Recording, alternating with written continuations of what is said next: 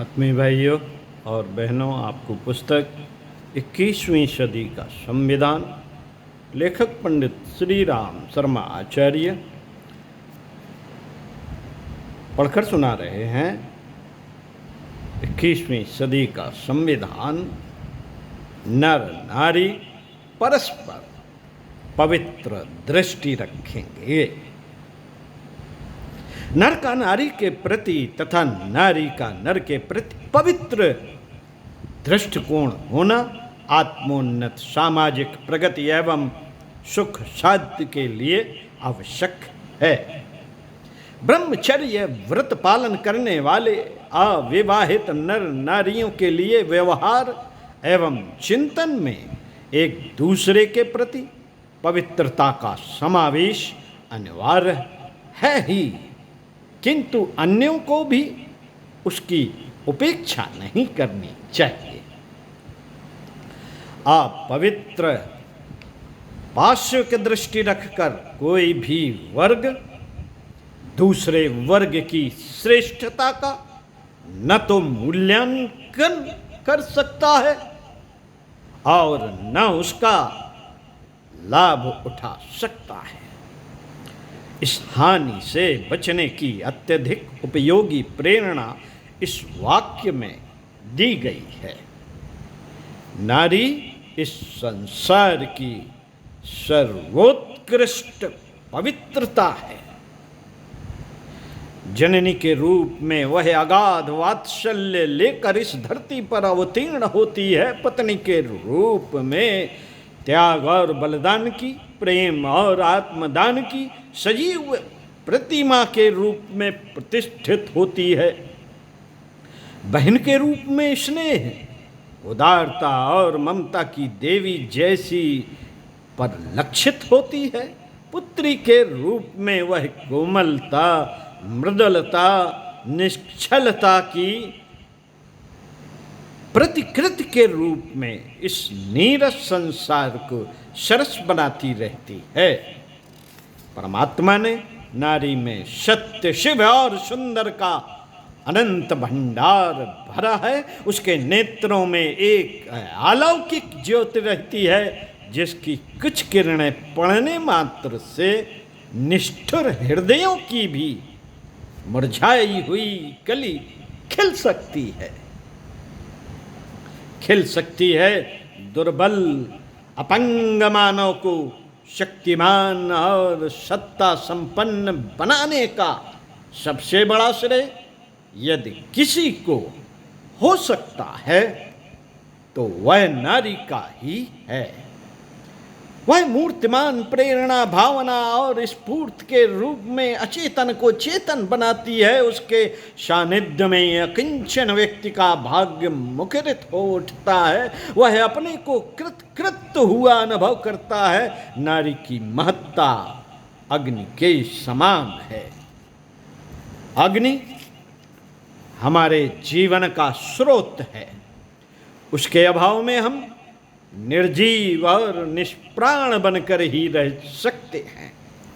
उसकी उपयोगिता की जितनी महिमा गाई जाए उतनी ही कम है। पर इस अग्नि का दूसरा पहलू भी है। वह स्पर्श करते ही काली नागिन की तरह लपलपाती हुई उठती है और छूते ही छटपटा देने वाली, भारी पीड़ा देने वाली परिस्थिति उत्पन्न कर देती है। नारी में जहां अनंत गुण हैं, वहां एक दोष ऐसा भी है जिसके स्पर्श करते ही असीम वेदना से छटपटाना पड़ता है। वह रूप है नारी का रमणीय रूप। रमण की आकांक्षा में जब भी उसे देखा, सोचा और छुआ जाएगा, तभी वह काली नागिन की तरह अपने विष भरे दांत चुभो देगी। बिच्छू की बनावट कैसी अच्छी है।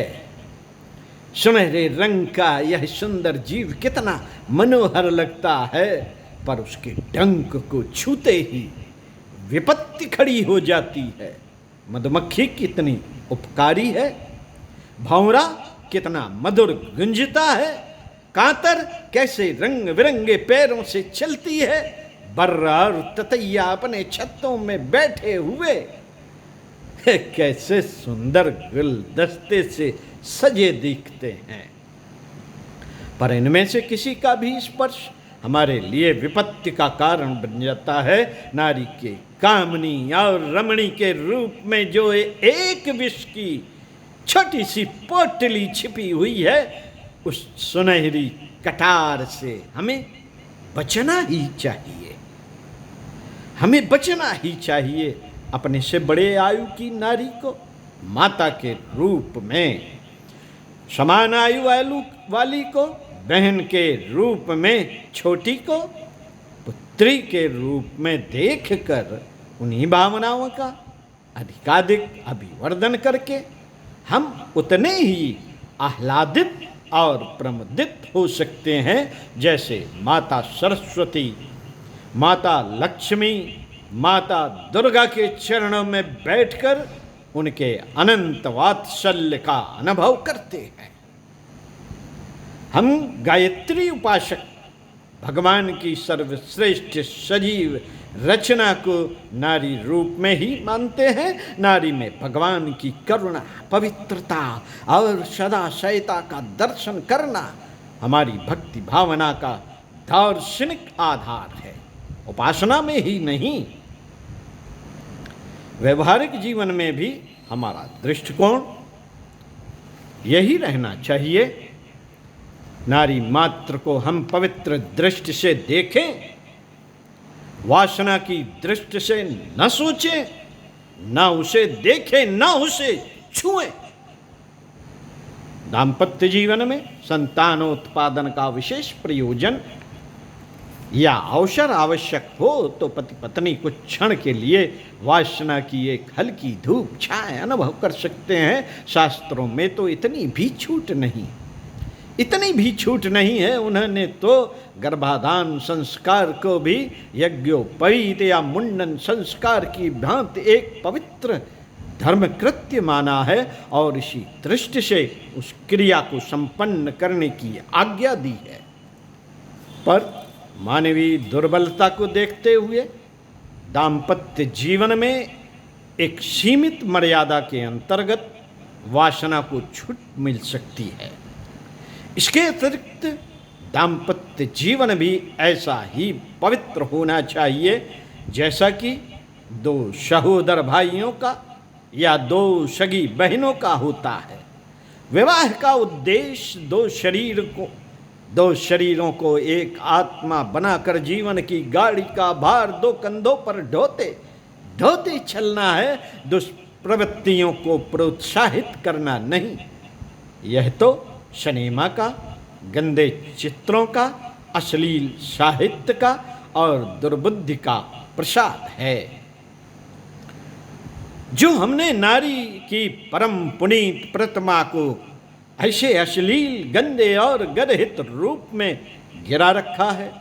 नारी को वासना के उद्देश्य से सोचना या देखना उसकी महानता का वैसा ही तिरस्कार करना है जैसे किसी देव मंदिर की प्रतिमा को चढ़ाकर केवल पत्थर को अपनी किसी आवश्यकता को पूर्ण करने के उद्देश्य से देखना।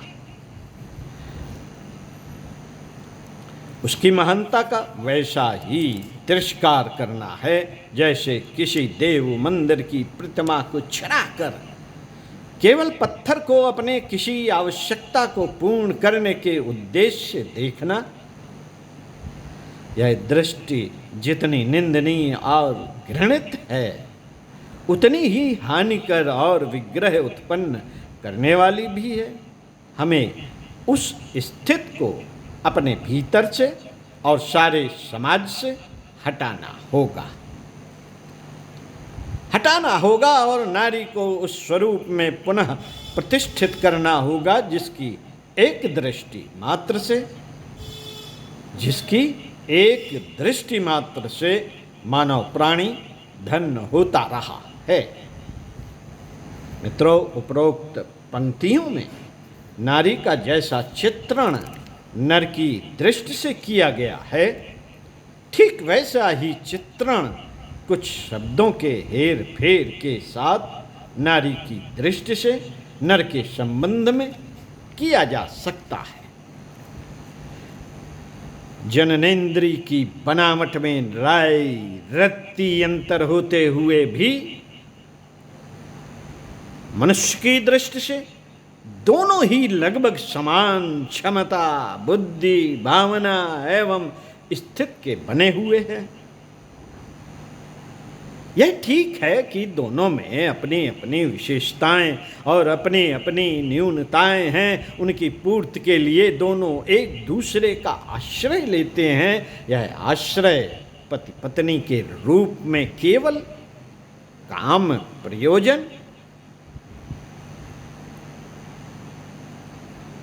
के रूप में हो, ऐसा किसी भी प्रकार आवश्यक नहीं। नारी के प्रति नर और नर के प्रति नारी पवित्र, पुनीत, कर्तव्य और स्नेह का सात्विक एवं स्वर्गीय संबंध रखते हुए भी माता, पुत्री या बहन के रूप में, सखा, सहोदर, स्वजन और आत्मी के रूप में श्रेष्ठ संबंध रख सकते हैं। वैसा ही रखना भी चाहिए। पवित्रता में जो अजस्त्र बल है वह वासना के नार की कीचड़ में कभी भी दृष्टिगोचर नहीं हो सकता। वासना और प्रेम दोनों दृष्टिकोण एक दूसरे से उतने ही भिन्न हैं जितनी स्वर्ग से नरक में भिन्नता है। व्यभिचार में द्वेष, ईर्ष्या, आधिपत्य, संकीर्णता, कामुकता, रूप, सौंदर्य, श्रृंगार, कलह, निराशा, कुड़न, पतन, रास, निंदा आदि अगणित यंत्रणाएं भरी पड़ी हैं, पर प्रेम इन सब से सर्वथा मुक्त है। पवित्रता में त्याग, उदारता, शुभकामना, सहृदयता और शांति के अतिरिक्त और कुछ हो ही नहीं सकता। युग निर्माण सत्संकल्प में आत्मवत सर्वभूतेषु की परद्रव्येषु लोष्ठवत परदारेषु मात्रवत की पवित्र भावनाएं भरी पड़ी हैं। इन्हीं के आधार पर नव युग का सृजन हो सकता है। इन्हीं का अवलंबन लेकर इस दुनिया को स्वर्ग के रूप में परिणत करने का स्वप्न साकार हो सकता है। पंडित श्री राम शर्मा आचार्य।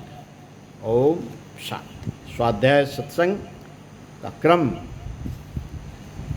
बनाए रखते हुए अगले वीडियो में आपसे इसी युग निर्माण सत्संकल्प सूत्र के 13वें सूत्र को पढ़कर सुनाएंगे। ओम शांति।